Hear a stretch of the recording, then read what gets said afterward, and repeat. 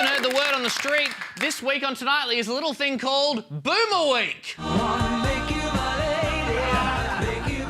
And so we welcome our guest tonight. He's a full-time baby boomer and former economic advisor to Prime Minister Julia Gillard, who in 2016 wrote a piece for The Guardian entitled "Millennials Should Stop Moaning They've Got More Degrees and Low Rates." Oh, I'm going to moan right into his boomer face. Please welcome Stephen Koukoulas, everybody. Thank you. Thanks, Tom. Hello, Stephen. Good evening. Welcome. Thank you very much. Thank you for fronting up and representing the boomers for us. We appreciate it very much. Someone's got to do it. Someone's got to do it. 2 years on, do you stand by that article, should millennials stop moaning? I think most of it. Yes, I think it's... Fuck you! No. Sorry, It's I'm really sorry, important. I've got to be professional, I apologise. If you read it carefully, you'd realise that the core point of the article was to say that it's always tough to be young. When I was young once, believe it or not. I was 25 or so, got my first job, was trying to buy a house, but it was difficult. Not because the prices were high, like they are now, but because the bloody bank wouldn't lend me the money. Right. It was much tougher to get money. And when they finally did, when I begged, stilled and borrowed to get the deposit, I had to pay 14, 15% interest on it. So things are just as tough now as then. It's just that the difference is you're paying a really high price. It's hard to get a deposit. In the olden days, it was hard to get the money and you had to pay a really high interest rate. Right, so we'll come to housing in a bit, but I don't quite buy into this logic, the idea that it's always the same level of hardness. Like, when you were growing up, were you honestly looking at your parents' generation and going, gosh, they had it so much easier then, living through two world wars and a Great Depression? Like, people's economic stance... the economic circumstances are different for each generation. Yeah, I wasn't that self-centred, I don't think, but I was actually trying to think about how... Yeah, I was actually looking at the how I was going to improve myself, in a sense. And so that great Australian dream, buying a house, was a priority for me and my wife. So we did eat baked beans on toast. None of this avocado on toast and those sorts of things. God. No. But we did. And the other thing that's really important to remember, and it was in my article, and I think this is another important thing, so sorry to talk like an economist for a moment, if I may. Sure. But back in the day, and this is 25, 30 years ago, only 30% of people finished year 12 and only 3% went on to university. So nowadays, well, about 90% finish year 12 and about 30% finish university. So, OK, there's issues with HECS debt and university debt, which, of course, I didn't pay, so I'm lucky, aren't I? Yeah! I am. Yeah, you are, Stephen! And I admit that quite clearly, but only 3% of people went on to uni. So no wonder millennials are so good at arguing their case now, because they've all been so bloody well educated, they can argue the point, and they do. Well, it's a good point. I mean, boomers never moan about anything either, so it's a good example too. Except for, millennials and political correctness and the government and plastic bag bans and stuff, so it's good. But there was a study that came out this week, right? Have a look at this. OK, This found that young people in the UK would probably make more money from starring on Love Island than going to university. So isn't it also true that while, yes, more people are going to university now and getting university education, they're not walking out of those degrees into sweet, sweet jobs with great growing wages, and it's not the same sort of marketplace for graduates? Yeah, that's partly true. Again, back in my day, and I'm sorry to go back in my day, things were No, this were is the tough. boomer catchphrase. The unemployment rate was 8, 9 and 10% all that time. Now it's about 5 or 6%. So it is, in fact, easier to get a job now, believe it or not, than it was back in the day when the unemployment rate was much higher. And again, with all those people not going to university back in the day, again, I was lucky. I got into my economics and I've been forever grateful for it.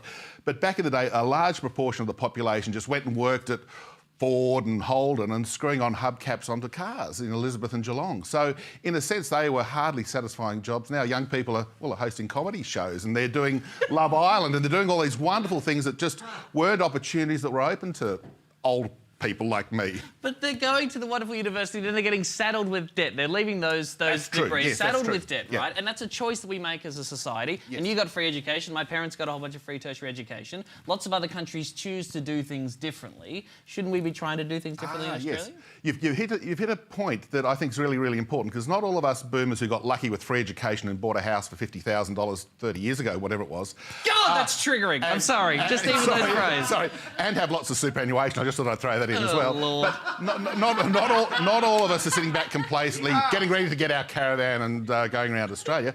Some of us are actually fighting a political fight to try to change these sort of things.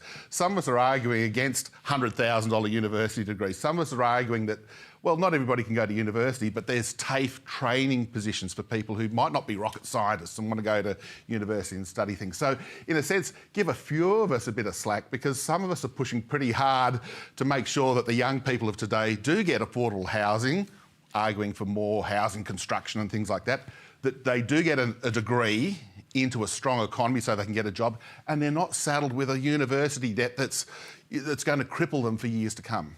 Well, Triple J's Hack program put out results of a survey today. I don't know if you saw this, but they found that over half of young Australians have less than $5,000 in savings. 42% of them are living at home with their parents, but 79% of them believe they'll own a house one day. Are those people idiots?